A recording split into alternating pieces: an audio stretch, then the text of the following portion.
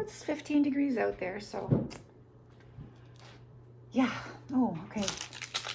You just missed me having my usually eat with me snack thing. Because as I was, crunching on my Sesame Snap, I checked my daughter's text, which she sent while I was online with my students. And I wasn't going to check my text. I mean, I answer phones, but I don't check texts. So I checked my text, and she sent me a GoFundMe thing from Maxton's preschool, because they're in danger of being closed because business has gone down. I guess people stay home. They don't need preschool for their kids. My daughter sends her son to preschool, but not everybody, right? So they have a GoFundMe going so that they can survive. So I donated to it, and that's the first time I've ever done anything like that. Okay, I don't usually donate to anything. Not a donating person. I'm one of those tightwads, right? Yeah. So so I donated to it, and I realized how they make money. So I after I was done with the online, and then I got an email from my cousin wishing me happy birthday, and it said about belated, so that got to be a really long email. And so finally I got back to texting my daughter the reaction to the GoFundMe. And I said, that's the first time that I've ever done a GoFundMe and donated to a GoFundMe.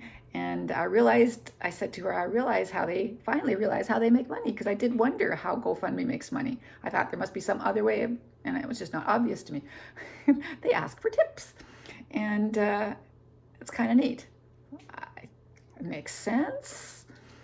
Yeah, don't call it a donation or anything. Just call it a tip. I think that's fantastic. I love it. I think that's a fantastic way of phrasing it, and smart. So she responded that she also didn't know. I guess she just forwarded it from the person who owns the preschool, and she hadn't yet donated because she was waiting for my son-in-law to get home or something like that. What did she say? Let's see, I've done that. I'm going that.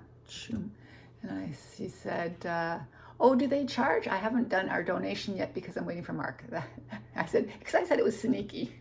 I just thought it was a sneaky way of doing it, for asking me for a tip but it's not sneaky at all. It's just cool. It's just different, and I never known that's how you did it, and it sort of makes sense. So yeah.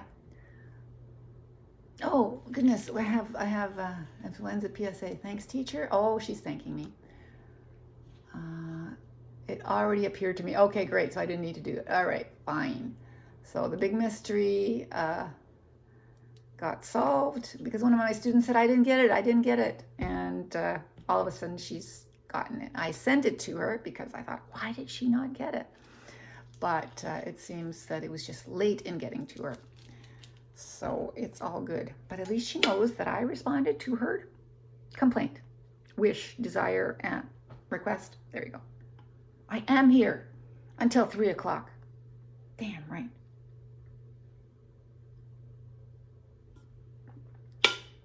Except for the days where I have an eye doctor's appointment and I have to disappear. And that's the day where a gazillion people email me saying, yeah, no. It wasn't bad. I actually got the email that counted was the one that didn't go to the email that and I didn't have to put bloody Gmail on my phone. I resist Gmail. I use Google for what I want to use Google for, but I resisted in other ways. And so I hadn't ever had a Gmail account. Now I have multiple Gmail accounts because of work, but and because of YouTube. Goodness gracious. But I resisted it before. But I definitely don't have it on my phone, and I didn't want to get that one last thing on my phone. I try to keep my phone as clean as possible, as well as my iPad. I try to keep them. I should do that work, yes.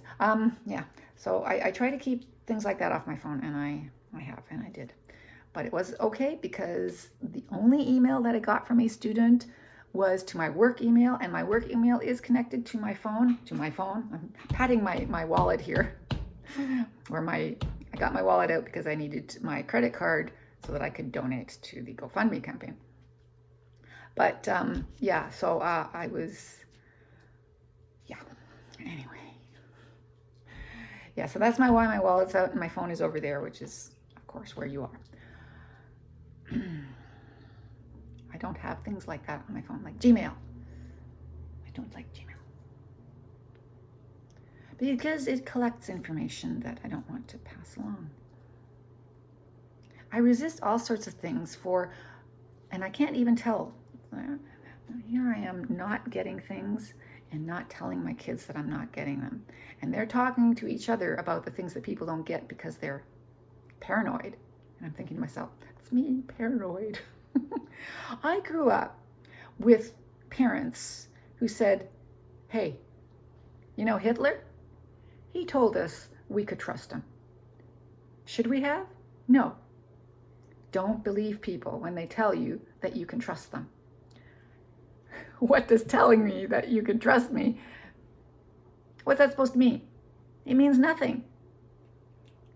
If governments say that you can trust them, don't believe them. So there we go. I got raised that way. So I am mostly not like that, mostly. But every now and then I, like Bruce Willis, who wore the tinfoil hats on his head, he said, I'm not being paranoid. There really is somebody who's watching me. Yeah. At some point, you have to not trust your government.